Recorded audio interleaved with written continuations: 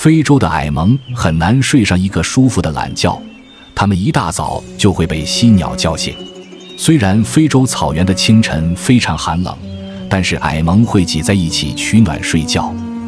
赖床是每个动物与生俱来的天性，然而犀鸟会定时喊它们起床。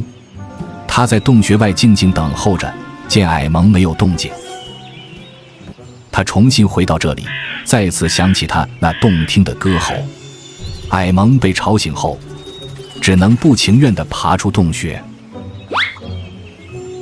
此时犀鸟早已准备就绪，而矮萌依旧睡眼朦胧，但打理毛发的动作正同步进行着。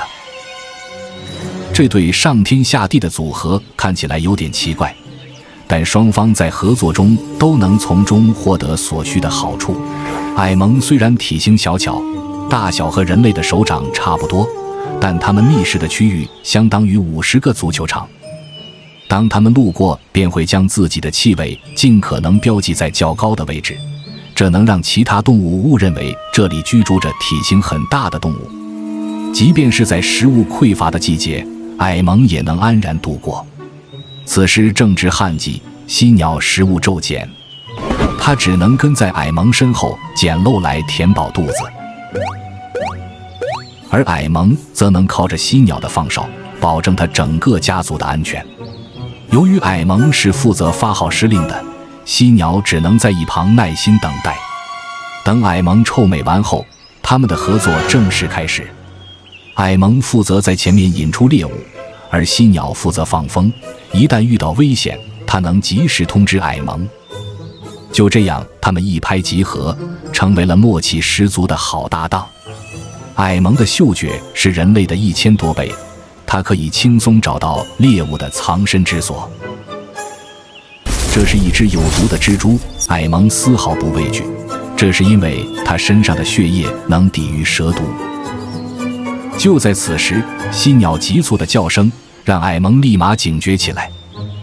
这种叫声是双方约定好的信号，虽然他们的配合十分默契，但偶尔也有出错的时候。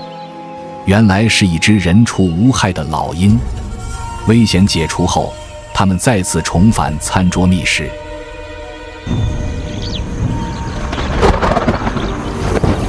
几个月后，非洲草原终于迎来了降雨，雨水灌溉着开裂的土地，干枯的植被也开始重新焕发生机，而矮萌则躲在洞穴内避雨。等雨停后，他们会重新出来寻觅食物。与矮萌共生的还有其他动物，但犀鸟总认为这是矮萌兄的天敌。这是一头重达300斤的疣猪鹏鹏，它长着一对锋利的獠牙。如此庞然大物，犀鸟见状立马发出警报，但矮萌却并不理会，因为他知道鹏鹏身上刺挠，需要寻求帮助了。